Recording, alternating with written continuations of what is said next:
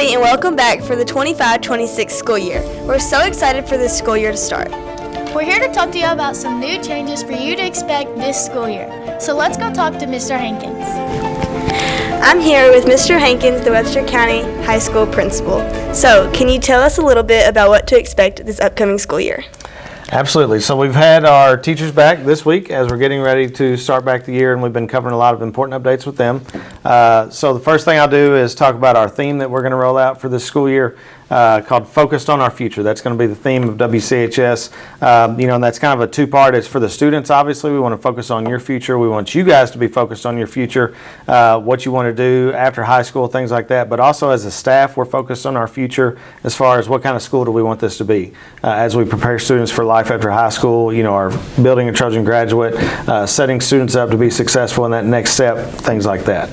So how does that affect us here at WCHS? Because I know we've never had a theme in the past. So does that change anything throughout the day here?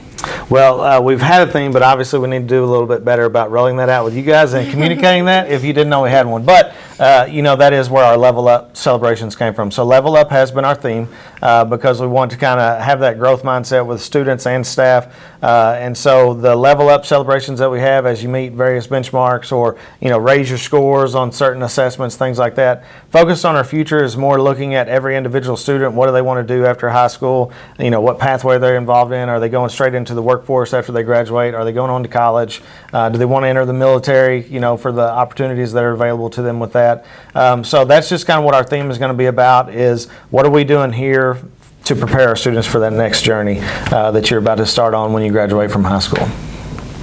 That sounds great. Is there anything else you would like to update us on? Yeah, so we have several kind of House bill and Senate bills from legislation this summer, which people are hearing a lot of information about. So that's one reason we wanted to kind of talk with your audience about things that are changing here, that are going to be changing everywhere, but kind of what's that look like for WCHS. So the first one I'm going to talk to you about is House Bill 96. So House Bill 96 is the moment of silence or reflection to start each school day. That is a new statewide statute that we're going to be doing. And then we have House Bill 208 that you guys are super excited about, to where the cell phones are prohibited during instructional time. I know everyone's super ready to start that. But then Senate Bill 181, maybe the most common that y'all have heard about, and that is the communication platforms.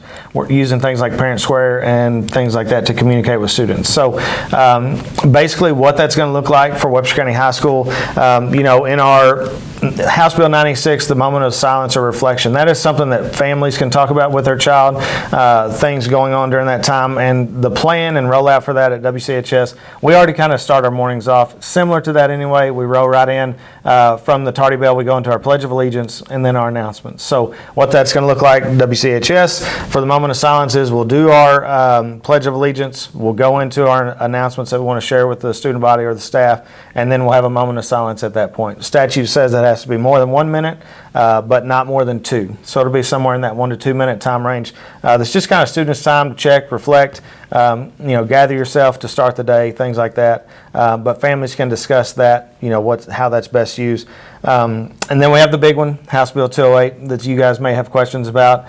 We've been doing this along, past couple years along the way already, but that is the cell phone policy. So now, because there are so many issues related to cell phones, distractions, and, you got to remember the primary focus of while we're at school, and that is learning, right, and safety. And cell phones kind of hinder both of those at times. So in the past, we have kind of had the school expectation that those would not be used during instructional time, but now with state statute being passed, the state law now says that school districts have to develop a policy prohibiting or not allowing cell phones to be used during instructional time. So the plan at WCHS, what that looks like, where you may have been familiar with the past, having the pockets on the wall where people could put their cell phones, or some teachers may have had their own method of collecting them.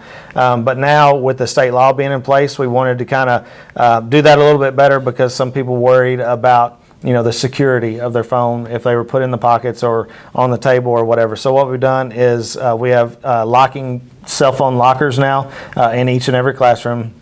so that as students enter the class, when you're getting started on that bell ringer time, taking attendance, things like that, people can be putting their phones in these boxes.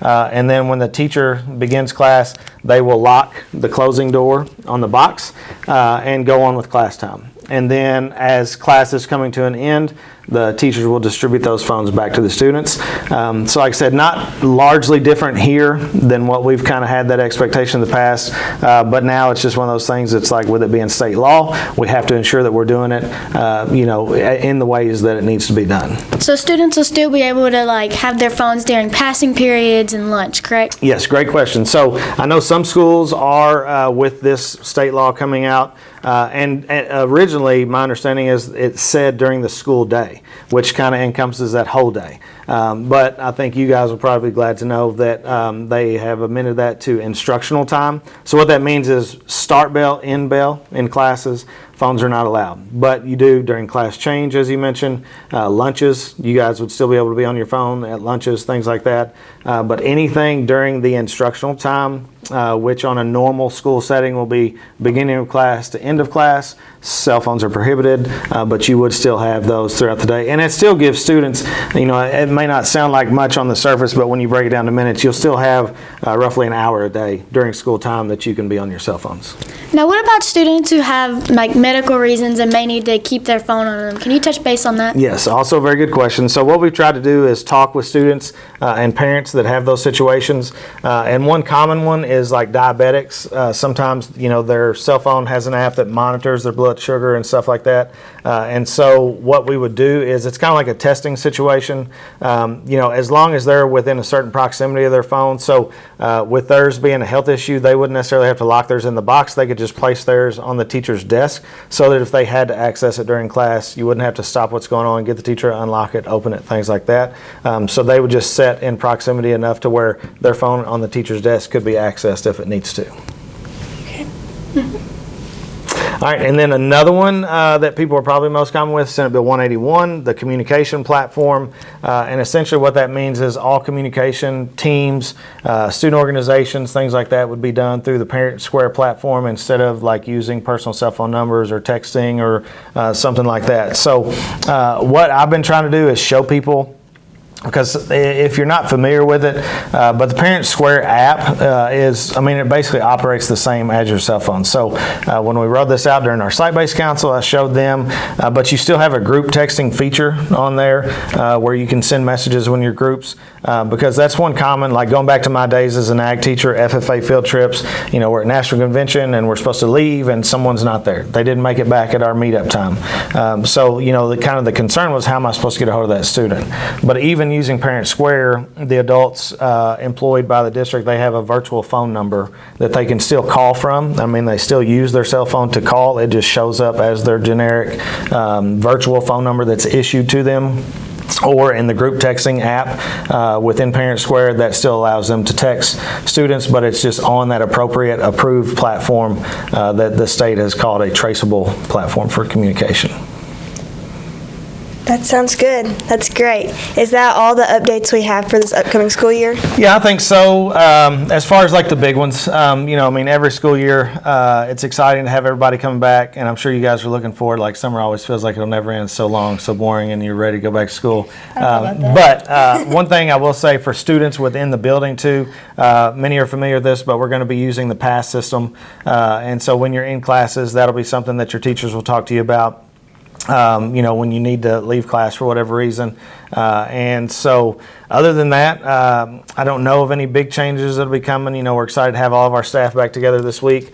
We've had our Instructional Strategies Institute, like I said, going over all these things with the teachers. And I appreciate you guys letting me come on and talk with y'all from the student side of things, making sure, we get y'all's angle of it, any questions that y'all have, but also because people may rather prefer watch your newscast than read about it in a release of information that we're rolling out from the school. I do have one more question. So Okay. I know a few people have seen on our schedules, our flex, our period has changed and we don't have the same homeroom anymore.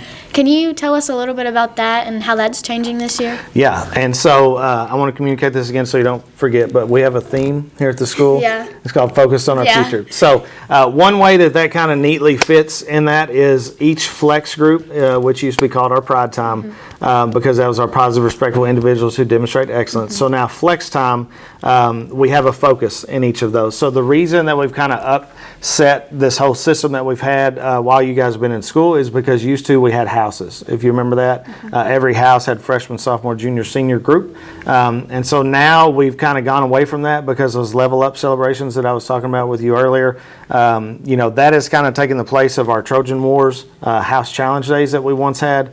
And so we weren't really using houses for anything. So what we, in the administrative team, looking and planning at some changes that we need to make, was now like every grade level has a different thing that you have to focus on, that's required for that year. If you think about it, like freshmen coming in, the general stuff, Ever 5 videos, you are familiar with some of those. Now I believe freshman year is the only year that those are going to be done. You won't have to do those every year now. You'll get those out of the way as a freshman. So that's going to be your focus. And then kind of the orientation to the high school, right? Like things you need to know about being at the high school, programs, things like that.